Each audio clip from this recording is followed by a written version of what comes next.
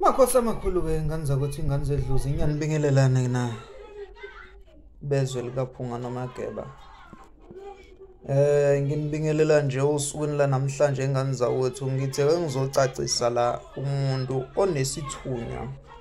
Fanele sazi ngesithunywa, sazi ngesiphiwo sokuprofetha, sazi futhi ngomthandazi nomprofethi ukuthi kukhona okuyikhona khona kulokho. Lana ke ingane zakwethu sokhuluma nje ngale ndaba kakhulu ngoba manje ihlupha kakhulu. Mhlasimbe nathi siyayithi uma sibeka sithi isithunywa abantu bese singacacisi ukuthi na isithunywa siyini kahle kahle. Lana ke ila uzothola khona ukuthi siyini ngempela isithunywa. Bese ke sibheka ukuthi umprofethi noma umthandazi kuba isimo sento kanjani ngoba lento ithanda ukuhluka. Ngizocela ungizwisise kahle. Wena ke oqala ukubuka ivideo kaMkhulu wasemakhosini. Nibingelela uMkhulu wasemakhosini indaba enhle exoxa ngofakazi umhlanganyela la umfungelwa unosigemegeme nje. Ngani zakwethu umoya ovunguza ukuthanda kwawo. Bathi abanye I'm a walking university. Ngibonga ingane zakwethu nginibingelela nonke ke bantwana benkosi. Cha nami I'm a walking university ngokwami ngokolwazi nami indlela engisherisha ngayo abantu ka abaye bebone iqiniso nabakuqondayo enkushona abakuzwayo nabakulalisisayo. Abangangeyi ngoba phela bakhona abantu abeya nayo ingane zakwethu. Kufanele uzazi nje ukuthi emhlabeni akona wonke umuntu oyohlezi respectful ngendlela osuku yiyo. Ke ngiphinde ke ngidlulise nje la before siqhubeke nale video. Kulabo ingane zakwethu abafuna uMkhulu wasemakhosini abenzele igubhu, cha angiyenzi leyo nto, angenzeli umuntu. Okay, ake siqhubeke nesihloko salama esize ngaso namhlanje. La izingane zakwethu manje ke la sinenkinga ngoba abantu abaningi bayahluleka futhi sengikhathele ukunibuka nishukwa indaba yesithunywa. So ngithi ake nginisize nje nginihlephulele olwazini ngamafuphi nje ngizothi ukuba mfishana ngizokuba mude ngoba ngisummarizile nje indaba yami. Ngifuna ukuthi nje ngithi qaphu kahle sisuke sesenzela ukuthi nje umuntu ngisuke sengenzela ukuthi ngingajuli kakhulu nendaba, ngenzela ukuthi osomathuba ngoba phela bakhona abantu abawosomathuba abalindele ukuzwa izinto bese beclaima as if bayazazi nabo. Lana ke manje sengikhathele ukunibuka nakwethu nishukwa indaba yesithunywa. So ake ngisize umuntu onesithunywa uhlukile kumthandazi, uhlukile futhi kumprofethi. Awu ngempela namkhulu, yebo kunjalo ingane zakwethu. Kunjalo nje akujiki futhi. Ngizocela ukuthi okay la lalela ke. Isithunywa umsebenzi waso ukukunika isexwayiso ngento ezokwenzeka noma esazokwenzeka. So ke ungathi makuthiwa wena nesithunywa bese ugijimela ukuyothwasa, ugijimele ukwenza njani. Umuntu osuke enesiphiwo sokuthi fanele abe yothwasa, umuntu onesiphiwo sokuba umthandazi sokuprofitha, umprofiti. Lothi mehleli phakathi kwabantu maqedana bese kuhlala indaba. Ngoba phela nokuprofita lokhu kuyafika abantu abanye bengazi. Khona ke ezinye izithunywa edinga ukuthi wena kuhlenzeke isithunywa sendalo yakho. Ngoba phela khona isithunywa sendalo lese ngeke ngathi kwe video esana nokuyishaya ngeviki edlule ukuthi kufanele azi umuntu ufanele enzele igobongo kubo noma leso sithunywa. Angichazanga in details ezintweni eziningi kodwa into engifuna ukuyiqhubha ukuthi fanele wazi kunesithunywa sendalo kunesithunywa sezulu. Umuntu kufanele azazi kuleyo nkulumo umuntu okumuntu olalisayo nojulayo nokwazi ukubheka nowaziyo nonakusisa izinto nolalisisayo nolwazi ongesilivukana uzongibona lento, uzoyibona lento engisho.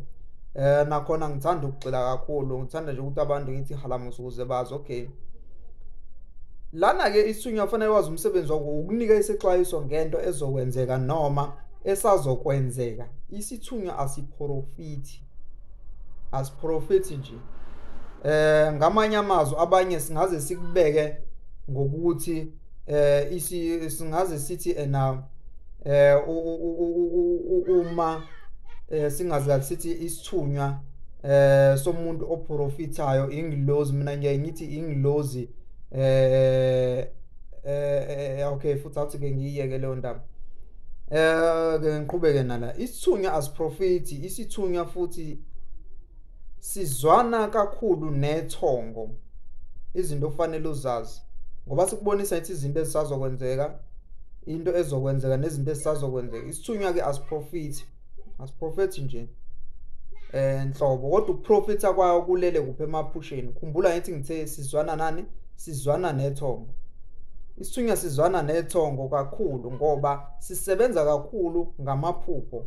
Mawunesithunywa into embi uyayiphupha before yenzeke. Isithunywa ke sisebenza ngamaphupho.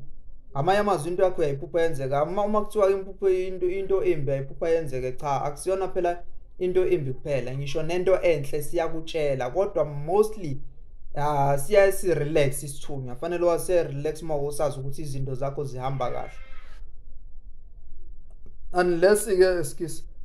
Unless ke uba ngabe sibona kulesidingo sokuthi kufanele ukuthi sikutshele ngento enhle esuke izokwenzeka kuyo, noma kuyinto esuke iqhamuka emanzini. Isithunywa ke sisebenza ngamaphupho mostly, and futhi ke siyakwazi ukusebenza just siyasebenza ngisho nakuwe negazini. Uyeza ukuthi hayi noma khona lento engahambi kahle, noma khona lento ozoyizwa. Hayi ngoba sisebenza ka mostly egazini, emaphusheni kuphela, kodwa nakuwe enyameni egazini kuwena kuyenzeka. Okay, sebenza ngamaphupho. Siyasebenza nangezwi, sidlulisa umyalezo, sihambe. Asihlali njengokuthi mawuzongena enkundle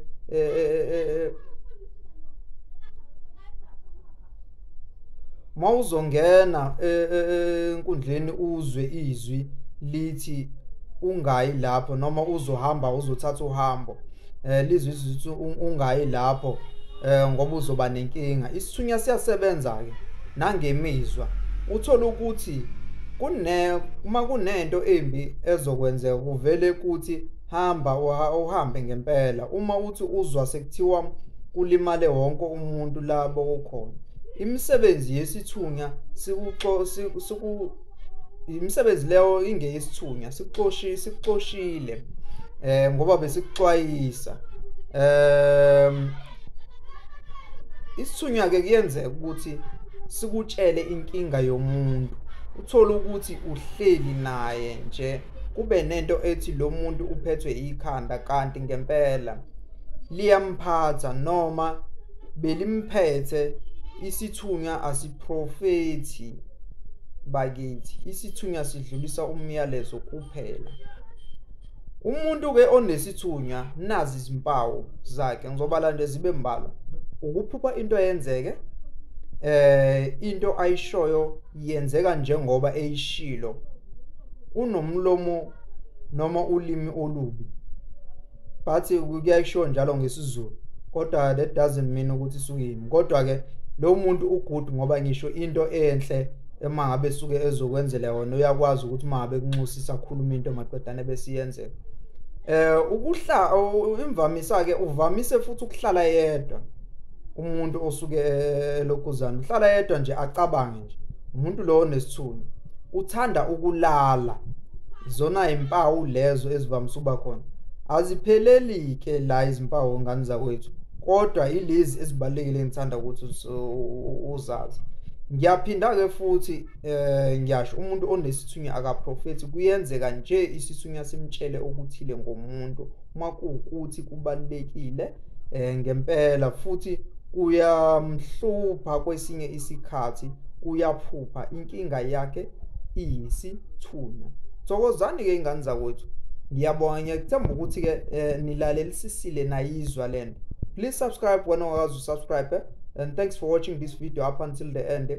Ngibonge nje ngani zakwethu ama video ngizodila ukungiza nawo kancane nje.